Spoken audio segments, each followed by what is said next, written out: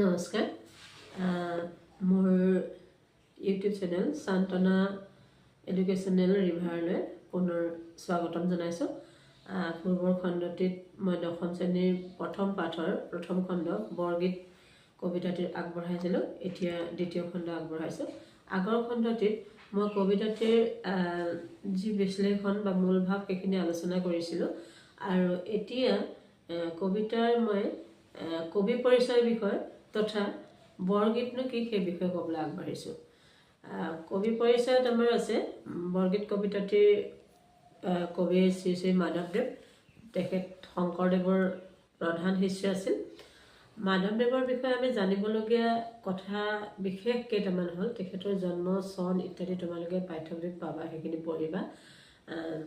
লগতে তেখেতে লিখা গ্ৰন্থসমূহৰ ভাগসমূহ আছিলে আখ্যানমূলক গ্ৰন্থ, তত্ত্বমূলক গ্ৰন্থ, ভক্তিভাৱ প্ৰকাশক গ্ৰন্থ, নাট আৰু ঝুমুৰা। ইয়াতে আমি জানিবলগীয়া কথাটো হ'ল নাট আৰু ঝুমুৰা। ঝুমুৰাৰ বিষয়ে আমাৰ প্ৰশ্ন আহে, সেই ঝুমুৰানো কি? ঝুমুৰা হ'ল মাধৱদেৱে লিখা এটি চুটি নাট। চুটি নাট মানে এটি কাহিনীক লৈ ঝুমুৰাসমূহ লিখা হয়। নাটৰ আৰু অংকীয়া নাটৰ উপশাখা বুলি ক'ব পাৰি তাক। বিশেষকৈ ঝুমুৰাসমূহত শ্ৰীকৃষ্ণৰ শিশুকালৰ লীলাসমূহৰহে বৰ্ণনা কৰা হয়। সেয়ে নাটক আৰু বা নাট আৰু ঝুমুৰাৰ পাৰ্থক্য সেইখিনি। লগতে বৰগীত হ'ল শংকৰদেৱ আৰু মাধৱদেৱে লিখা গীত। এতিয়া আমাৰ প্ৰশ্ন আহিব পাৰে যে বৰগীতৰ লক্ষণ বা বৈশিষ্ট্য কি? তেতিয়া তোমালোকে লিখিব লাগিব যে বৰগীত হ'ল শাস্ত্ৰীয় ৰাগতালযুক্ত, তাৰ এটা লক্ষণ বা বৈশিষ্ট্য। আৰু লিখিব পাৰা যে বৰগীতসমূহ শংকৰদেৱ মাধৱদেৱে লিখা।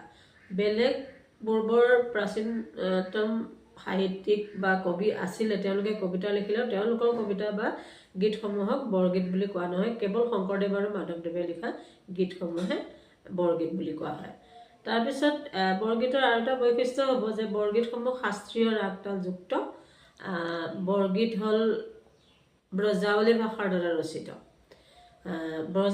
বৰগীতত ঈশ্বৰৰ মাহাত্ম্য প্ৰকাশ পায়। এইকেইটা তোমালোকৰ জানিবলগীয়া কথা বৰগীতৰ বিষয়ে।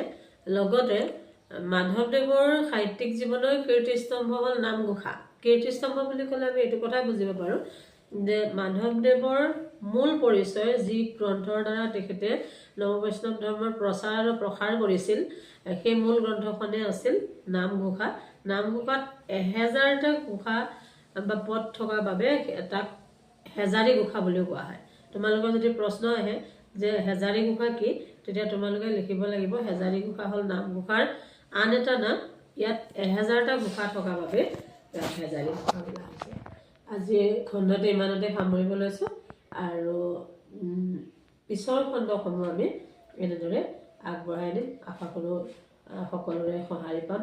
গতিকে সকলোৱে তোমালোকে এই বিশেষ মোৰ চেনেলটি আগুৱাই নিবা, ছাবস্ক্ৰাইব কৰিবা, শ্বেয়াৰ কৰিবা বুলি আশা ৰাখিম। ধন্যবাদ।